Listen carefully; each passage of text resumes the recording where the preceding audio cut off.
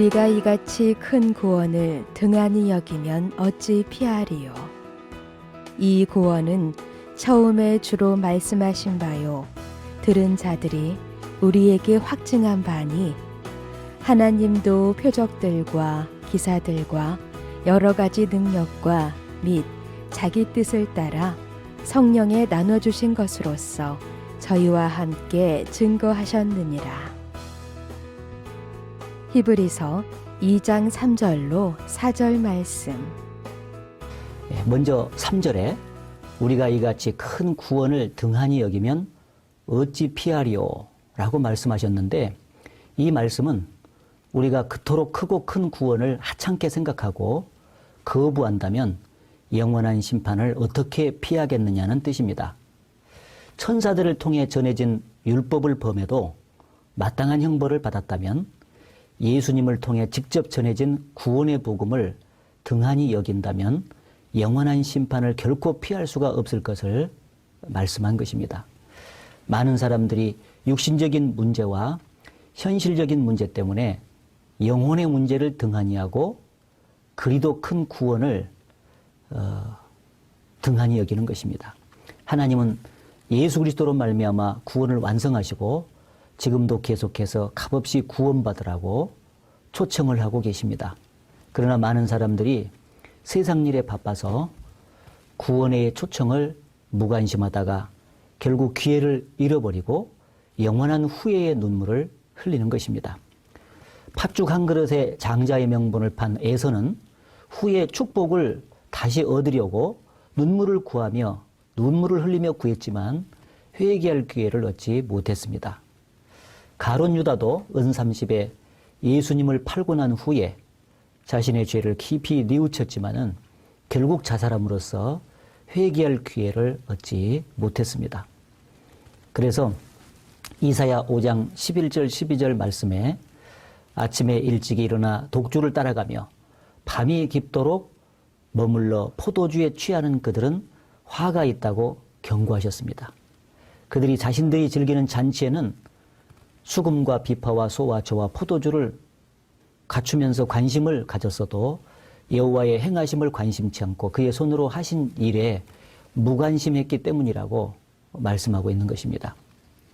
육신적인 즐거움만을 추구하면서 자신의 구원 문제는 등한히 여기는 사람에게 화가 있다고 경고하고 있는 것입니다. 구원 여부에 따라서 영혼을 어디서 보낼 것인가가 결정된다면 구원을 받는 일이야말로 이 세상에서 어떤 일보다 중요한 일이 될 것입니다. 구원은 그까짓 구원이 아니라 이같이 큰 구원임을 명심해야 하겠습니다. 또 이 구원은 처음에 주로 말씀하신 바요 들은 자들이 우리에게 확증한 것이라고 말했는데, 이 구원의 소식은 처음에 예수님께서 전해주셨다는 것입니다.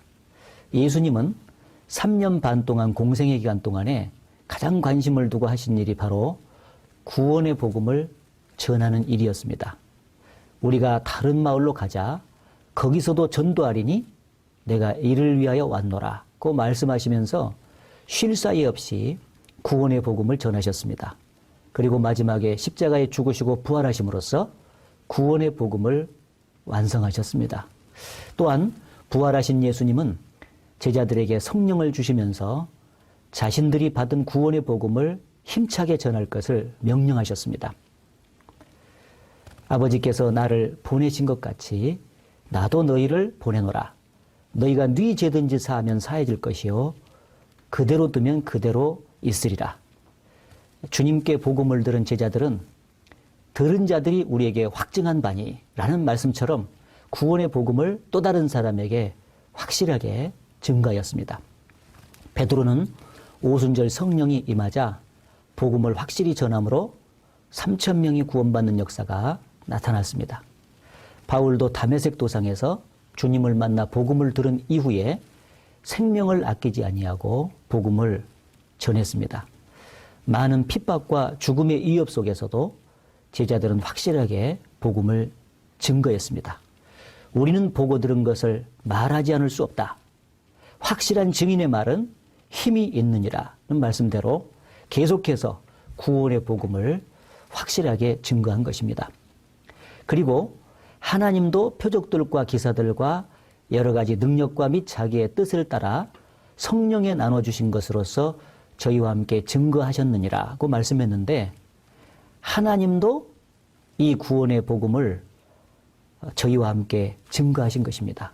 이 구원의 복음은 예수님과 그의 제자들만 전한 것이 아니라 하나님도 친히 함께 증거하신 것입니다. 사도들이 복음을 전할 때 혼자 전한 것이 아니라 하나님이 같이 계셔서 함께 전하신 것입니다. 바울이 고린도에서 전도할 때 밤중에 하나님께서 나타나셔서 두려워 말고 잠잠하지 말고 말하라. 내가 너와 함께 있음에 아무 사람도 너를 대적하여 해롭게 할 자가 없을 것이라고 위로해 주셨습니다.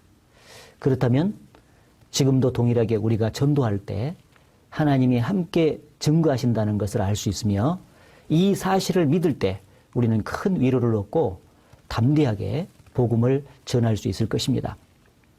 또한 하나님이 증거하실 때 표적들과 기사들과 여러 가지 능력과 및 자기의 뜻을 따라서 성령에 나눠주신 것으로서 증거했다고 했는데, 이 말씀의 의미는 하나님께서 표적들과 기사와 능력과 은사들을 수단으로 삼아서 복음을 전했다는 것입니다.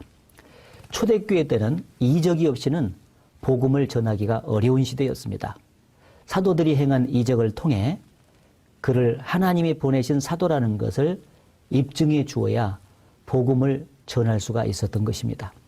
그래서 베드로와 바울 그리고 스데반 등 제자들이 전도할 때는 이적이 많이 나타났던 것입니다.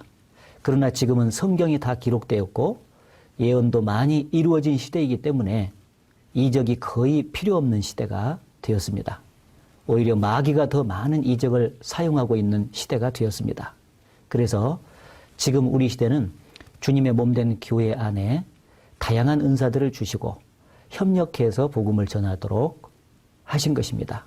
따라서 우리 시대는 성경이 올바로 증거되는 가운데 구원의 역사가 계속 나타나는 것이 하나님이 함께 하신다는 확실한 증거가 되는 것입니다.